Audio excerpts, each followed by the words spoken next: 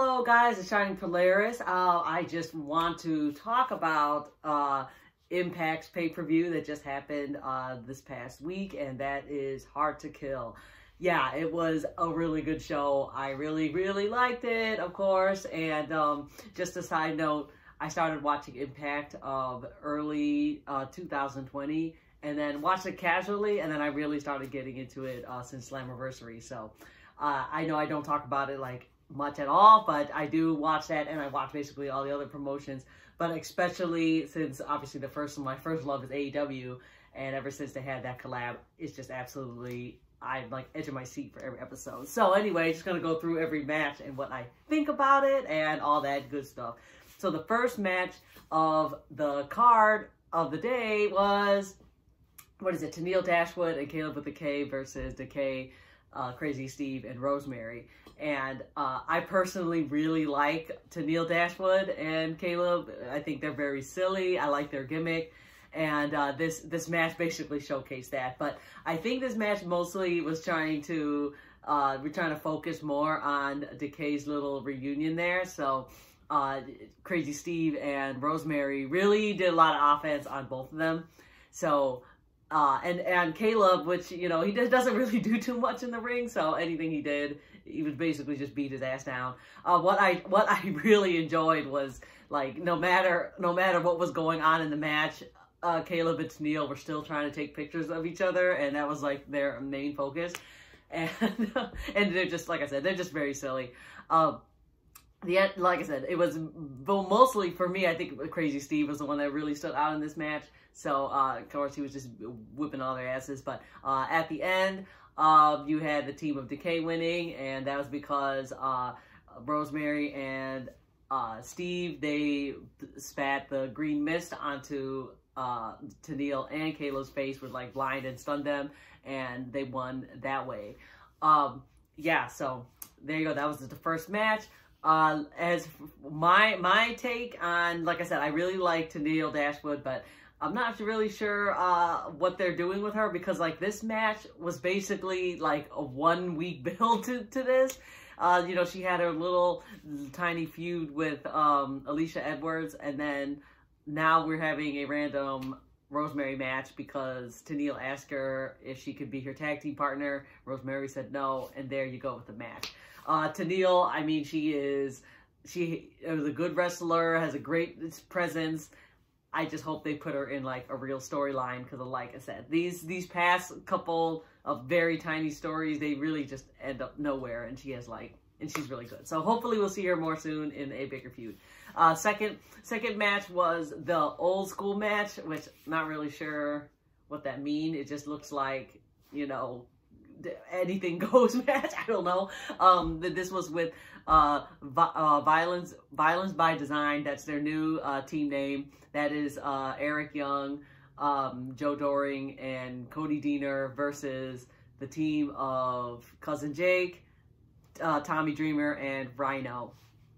And, you know, it's your standard just all-out brawl match. I will say that seeing Joe Doerring in there, he just really looks like a young Jake the Snake Roberts, because he's very tall and he has like the same like looking hair and look. He just really looks like him.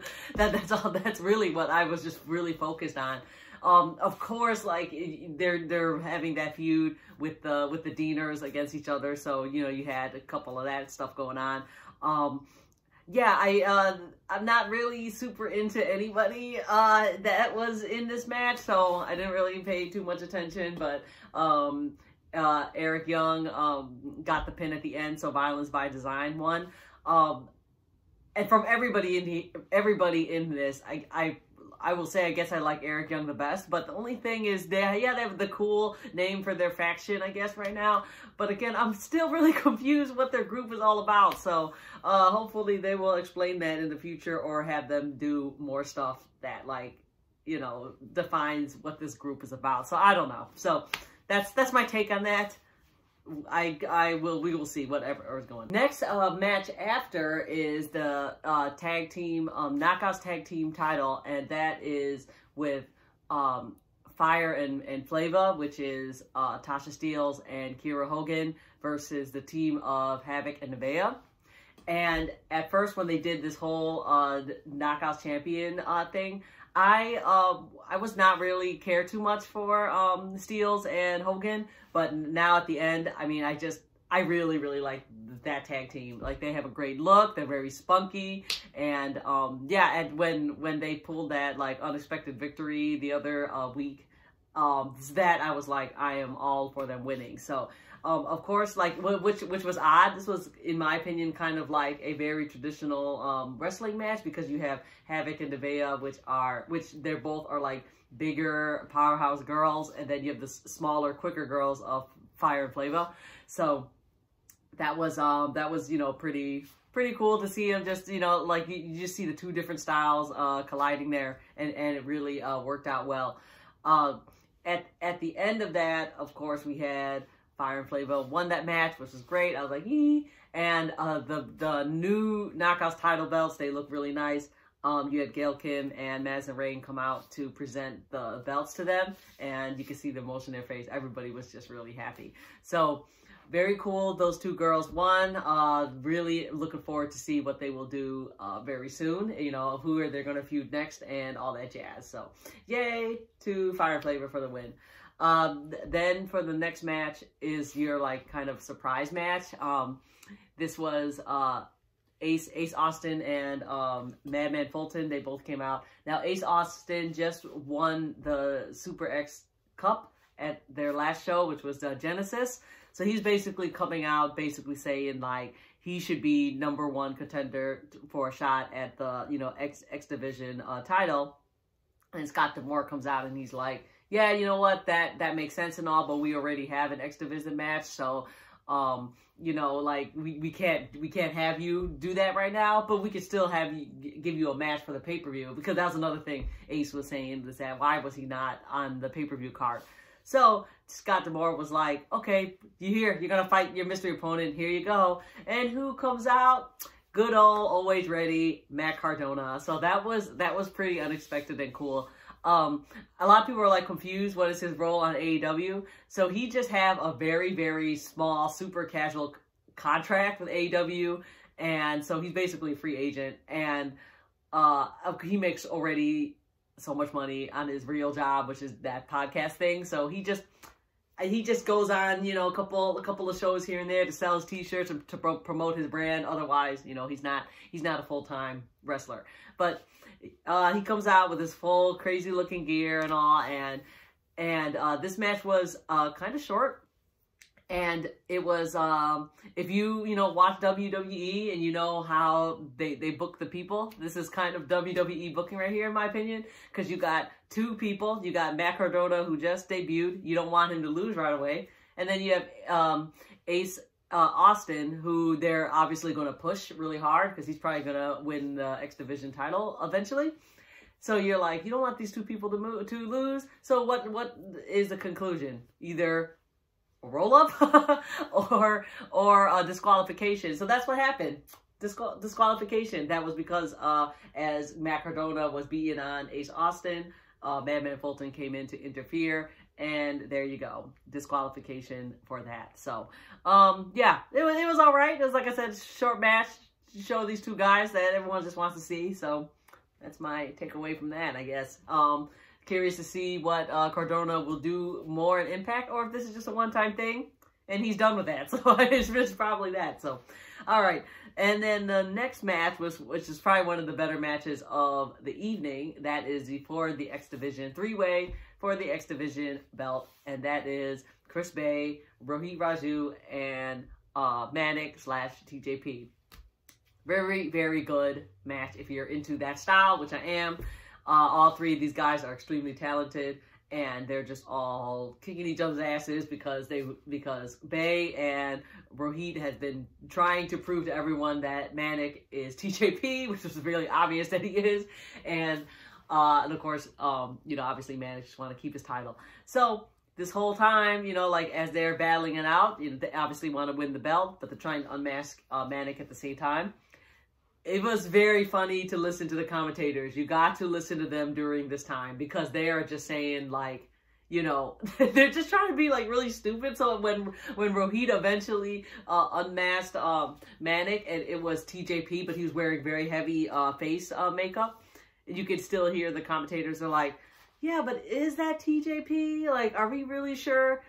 And TJP's coming out wearing his whole, like, Filipino flag gear. So it's like, yes, it is him. But anywho, it ended pretty cool in my opinion. It was, TJP was outside the ring for a little bit, and it was Bay and Rohit going at it. Rohit, well, it seemed like he was about to pin Bay, but then TJP runs in and did his surprise roll up, but in a good way, not like WWE way, and he got the win, so he retains his belt.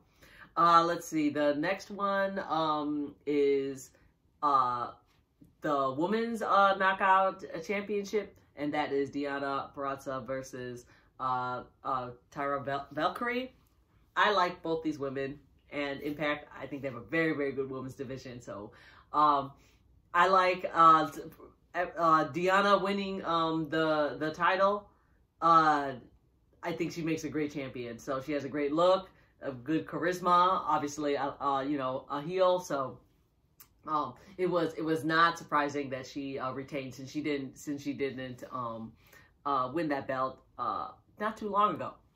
And so the whole time you just have Deonna using, you know, she's submission specialist, so she's just you know, taking apart Valkyrie little by little, and then it was cool to see Valkyrie fight back with her own submissions, because she just could not get out of the box for some time in this match.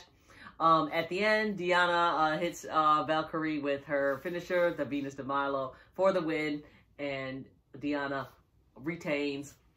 Valkyrie's on the side crying. Now, I would I would love to see Deonna keep the belt for a while and just have a long heel reign and just feud against every woman in Impact, and maybe even AEW. That would be cool. If they do, I want to see Deonna versus Britt Baker. But I don't know. I don't know how deep Impact and AEW want to work together. I think this is just the Bullet Club angle, which I'm guessing, but we'll see. All right, then the next is very quickly, very stupid segments. Of course, I had segments after every single match. They need to stop this AC Romero and Johnny Bravo, who shot Johnny Bravo storyline, because that is already overdone, and it wasn't really a good story to begin with, and they're still going at it. So I have no idea. They need to stop. That's my opinion on that. Then you had the match, which was a lot of controversy. A lot of people did not like it. That was Ethan Page versus Karate Man. And of course, if you know, that is himself. So he's basically fighting himself. If you watch the match, this was very, very silly. It was very, very cheaply made. It was like a high school project. Him in front of a green screen with really bad graphics. And just fighting each other. At the end, Karate Man, you know, puts his hand right into Ethan Page's chest, rips his heart out, and Karate Man wins. So my take on this is, so I recently was just watching a podcast, and they were saying that Ethan Page did not actually like this. So if he doesn't like it, then I won't like it either. But I guess he kind of burned bridges, not him, or maybe it was management burned bridges at Impact, because you know, he's going to become a free agent, or he's going to move on to whatever. And he wanted this match to look a little bit better and be more serious, but the management were like, no, this is what we're going to put on. This is you right here. So I guess he didn't like it. So I guess I don't like it. But for me, I mean, you know, I don't mind all this campy stuff, because, you know, between all these serious matches, you want to take a little break and laugh or whatever, or eat and go to the bathroom or something, and this is the match to do that. So my takeaway is that I enjoyed it, but I guess Ethan Page did not like it. So sadly, I guess I you know, it was sad. I mean, I did not know that they were like, that him and management didn't get along. So that was kind of sad. But anywho, all right. Then the co-main event was the Barbed Wire Massacre. This is between Sami Callihan and Eddie Edwards. And as you know, that is a very, very long feud that's been going on. I believe this should be the end of their feud because I'm not sure how you can get any bigger than this. And it was just like the title says, this was a very brutal match. So when you watch it, you'll see the ring. It has barbed wire all around. They even put fence, kind of like a half cage around the ring too, with their weapons hanging onto a chain so they can like grab that. Everything wrapped in barbed wire. So you have both of them come out, and they're just basically killing each other. I will say that Sami Callihan bled a lot in this in this match, and my favorite part, I will say, would be, for some reason, they had, with all the weapons they had like hanging up there, they had an N64 controller wrapped in barbed wire. Sami Callihan grabbed that and he whipped it at Eddie Edwards a few times. I thought that was hilarious that they had that N64. Reading the comments, somebody was like, is that going to be listed on eBay soon? I hope so, because I will take a look at that if that is so. And they probably will. That's probably why they have it.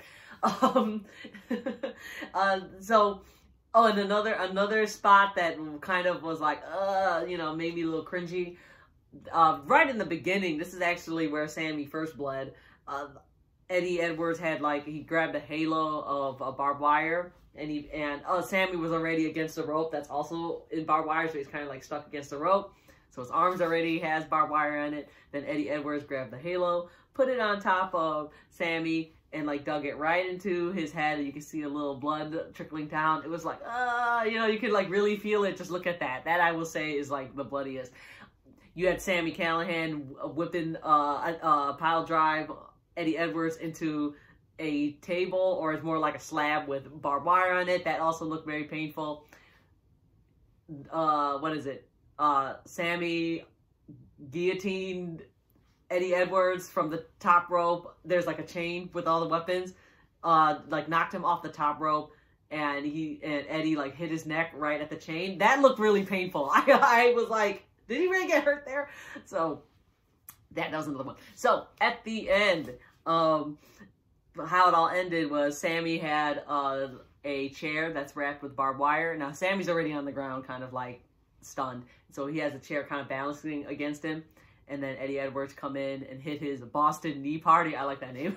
Boston Knee Party move onto the chair, which hit Sami. He tried to pin him. That did not work. So he did his finisher onto that table with the barbed wire on it. That's already on the ground. And what is it? It's called Emerald Explosion, I think. So he did that to Sami, and he pinned him. 1, 2, 3. Eddie Edwards wins that brutal match. Alicia Edwards come out to help him up. They walk away all cheering. No, they weren't. They were just they were really about to die. And so they're just walking. So Sami's in the ring. He looks like he was dead. And then Eddie Edwards and his wife walked off. So that was the end of that match. Really, really recommend you watching that, especially if you're into death matches.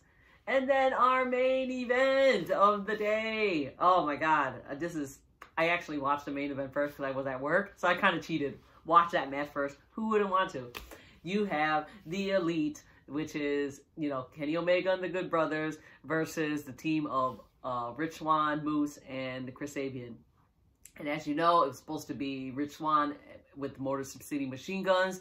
Alex Shelley could not make it to the show, probably because, he has another job, which is very high risk health-wise. So, to protect everybody, just stayed home, or which is I'm speculating. I have no idea, but hopefully he's not sick or hurt or whatever. So, you gotta do what you gotta do.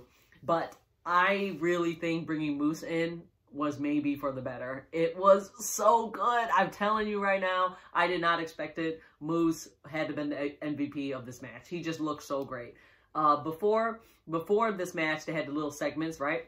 And it was basically Moose, talking in there, and I'm telling you, the promos that he was cutting in these segments were so good. Like the one when he was talking to Don Callis, and Don was telling him,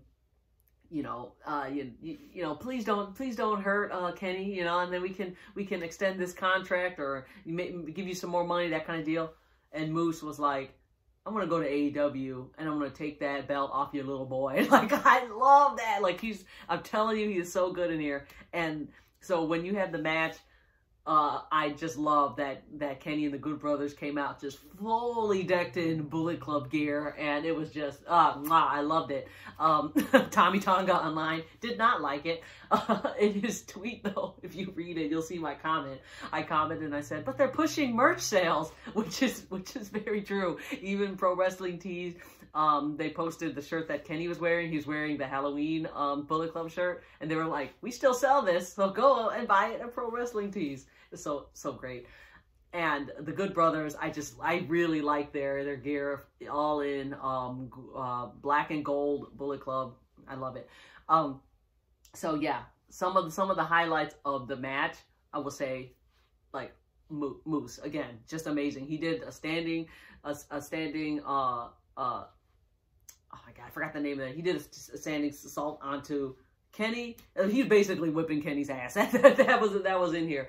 And what I really loved was that, like, when Moose he like threw Kenny to the corner of the ring, and he does the, you know, hand like bang right to Kenny, and then just runs and kicks him in the face. It's so good. And like I said, with Moose in there, it like made the match very even, because you got Kenny Omega versus Rich Swann, you have Chris Sabian versus Carl Anderson, and then the two big guys, Moose versus, you know, Luke Gallows. So it was just very evenly matched, which is great.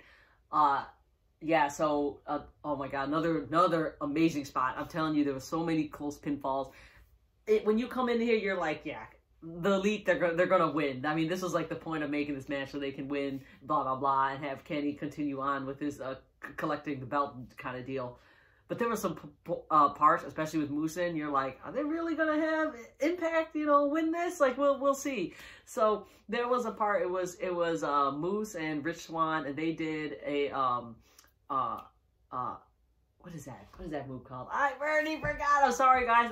It was I'll get it in a second. Anyway, they're both on the top rope, and they went and got on each other's shoulders, I guess, and fell onto Kenny, and that was, oh my god, that was such a close pinfall. When Moose pinned Kenny after that, you could see Don Callis jump into the ring almost to like break up the pin too, and I was really on my seat like, oh my god, like that was so close. That was, I don't know what to say. That was awesome, and I keep forgetting what that move is called. I'm gonna get it. It's on the tip of my tongue. Anywho, so the ending of that was very cool. Oh, let me just say really quickly, another thing I really liked about the match was it looked like, to me, I feel like the Good Brothers are kind of like Kenny Omega's, I guess, henchmen or whatever, because I just had this feeling, and even the commentators, they even said it a couple times, that the Good Brothers were like doing a lot of the hard work, and then every time they had a chance, only Kenny came in for the pin. Like they made sure they wanted him to like get the pin and win it for their team. So I just thought that was that was cute or funny. I don't know. So at the end you had Rich Swann versus Kenny Omega, and Kenny hit Rich Swann a few times with the V trigger, and then eventually got him into the One Wing Angel, and Kenny pinned Rich Swann for the win. Now, I know online a lot of people thought, and I thought too, that, you know, they always try to pin the weakest person, I guess you could say. So you would think they would pin Chris Sabian because, you know, he's mostly a tag team person and not single, so him losing wouldn't be a big deal. But I think it's good that they pinned Rich Swann, because it's furthering the storyline of that Kenny Omega and Rich Swann are gonna have a feud, and of that eventual match, which I think is probably going to be at Rebellion, where Kenny versus Rich, Kenny wins the Impact belt and takes over the world, basically, I guess. So I like the finish to that. It just really makes me want to tune in to today, which would be Impact, and then tomorrow for Dynamite. So great pay-per-view. I really liked it. I know this video is going very long, but I have so many thoughts, and I'm very sure I will post a video about Dynamite, maybe possible Impact as well. So anyway, thank you guys for watching and being patient with me. Like I said, with my days off, my weird days off now, I can't do this as often or on time. More like on time. So, okay, follow me on everywhere, mostly on Twitter, Shining Polaris, and I will see you very soon. Thank you. Bye.